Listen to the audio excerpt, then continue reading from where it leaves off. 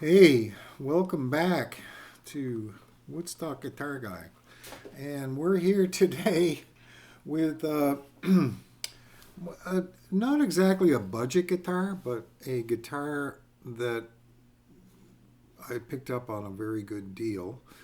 And surprisingly great instrument all the way around. It is a Fret King, and it is the Dave Bucket Coswell signature Les Paul style single cutaway junior, put together by some fellow, a very nice fellow named Trevor Wilkinson. And I have to say that this was a B stock. I found a couple of very tiny blemishes. I mean, they're gone now. I basically wiped them off. And maybe it was an open box. I'm not sure, but virtually brand new guitar. And I was looking for a junior. I was looking for a Les Paul Junior, and single pickup dog ear with and single cutaway. I have a junior double cutaway, but I wanted a single just for fun, And but I like different, slightly odd, kind of quirky variations on the theme, and this one totally checked all my boxes. It's got a couple of quirks. For starters, it's got this thing, which is I guess if you have a big hand, it's really handy. You can, when you get up here to the 23rd or 21st fret or whatever it is here, you don't have to stop right at the edge with your thumb. You can come in this little this little cutaway here. Doesn't really do much for me. I've got small hands, and I'm so used to just coming across and over like this when I want to go high, This thing, it looked good on paper to me, but that doesn't really do much for me. But what I do really like is this thing, which is a very bizarre extra cut. Can you see that? It's like, do you see how much they took away from the, it's crazy, but it really works, especially when you're sitting down, and your arm kind of fits right in there, and it's different. Beautiful piece of mahogany. This is all one piece as far as I can tell. It wasn't a two-piece fit, one piece, and got a really, there's Holly. Hold on, I'm going to ask her to be quiet here while we finish this up. Okay, this is Holly. I know that some of those guys out there like Scar My Guitar. He's always got his dog in the film. Well, here she is. This is Holly. She barks once in a while. This is a full-bred corgi. She's a very sweet little dog. She's about 9.5. And she'll be a lot quieter right here at my feet. Okay, where were we? We were talking about this beautiful, very quirky guitar. Now, the thing about this, well, first of all, the price. These sell retail list, whatever, for around $1,100, which is, that's more than I ever want to spend on an electric guitar, by a lot. Although I've spent it, I bought a few that have, definitely high price tags. Now this was less than half of what it would normally go for full price, and that made it more interesting to me. I just thought, okay, we'll do the half price and see what happens. And if I didn't like it, I'd just sell it, move it along. Somebody would pick it up.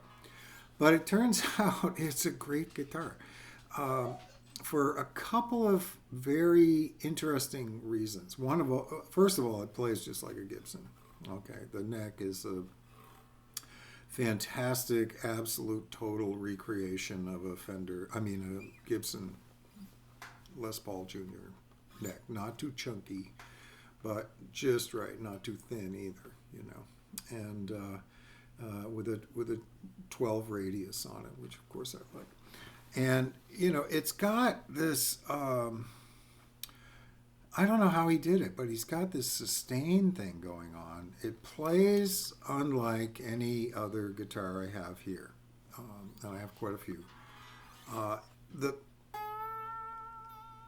The sustain, there's something, and I don't know how he did it, but there's some magical thing happening with the touch, the feel, and the sustain that just it's almost unique. Now I know that these are hand wound pickups by Trevor Wilkinson, and I know that Fret King is related to Vintage or owned by Vintage Guitars or something like that.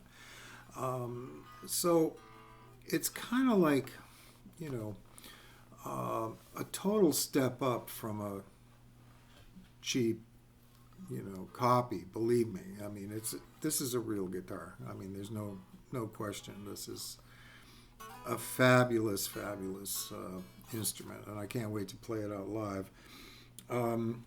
It's got, as you heard coming in, and I've got it on overdrive, but you'll notice when I back off the volume a little bit, it cleans up beautifully, and that apparently is a good sign of a good pickup. If they clean up nicely at the lower volume, and this one definitely does. It's quiet. I mean, as far as P90s go,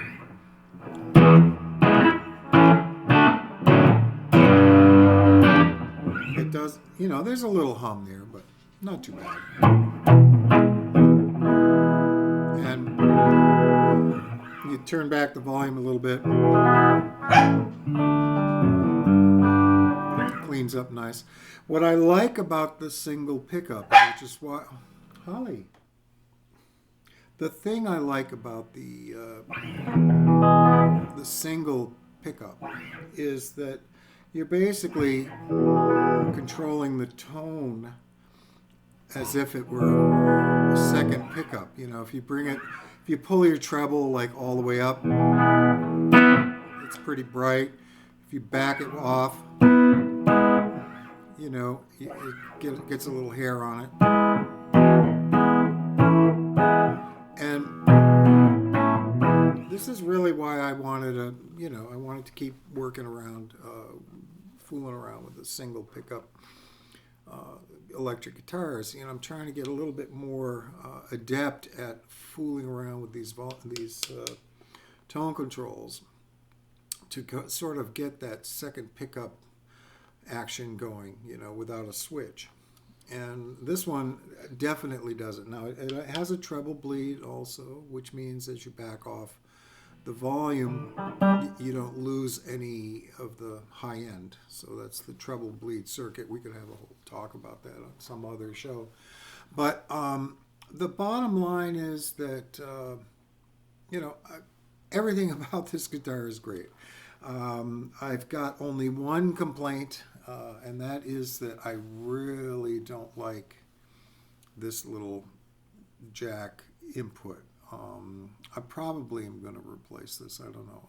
It just, when I got the guitar, the jack was loose. It was, buzzing and stuff, and I had to open it up and pull this all out and tighten things up, and so, which was fine. An easy fix, not hard to do, but I really dislike these indented, like it's sort of a take on the old Fender Telecaster, which those were a disaster. I don't know if you're familiar with those, but that was my only complaint about this guitar. Otherwise, I'm like, hey, I'm all in. The color is gorgeous. The finish is beautiful. The weight is just right. The tuners are excellent. The neck is fabulous. The frets are beautiful. Maybe a little hair, a little bit on the big side for me, a little large, but I'm working with them. It seems to be going pretty well. And that's it. And it came with a gig bag, with the Fret King name on it, the logo. So that's good. So I'm just doing this because it kind of checked off some boxes for me. It's on the old bucket list, and I'm gonna try to kind of put together a little backing track maybe at some point with this, and do a couple of comparisons with my other dog ear. But they hit it out of the park. I don't know if with the tariffs you can still get these guitars in the U.S. This was kind of a one-off deal. It wasn't a dealership or anything like that. But if you come across one, I don't think you can go wrong. If you don't mind the fact that it looks a little different. See, there's that thing again. It looks a little different. It's got this cut out. See, there we are. Yeah. And it's got this scoop on the up here on the bout, and so, which is okay when you put your arm on it, But for rocking out, I can't envision not rocking out with this guitar. It is just dreamy and plays about as good as anything I've ever played for $500. Is it worth it? Yeah, actually, it's about as close to a Gibson as I think you can get for that kind of a money. you know. So, and Dave Bucket Coswell is a pretty well-known guitar player, and I think he had a lot to do with how this guitar came out. And I just want to say my hat's off to you, Dave. Great job. You did a really nice modifying a pre-existing kind of like a dinosaur of a guitar. The Les Paul Jr. Goes back to the 50s, so we're talking a 70-year-old instrument.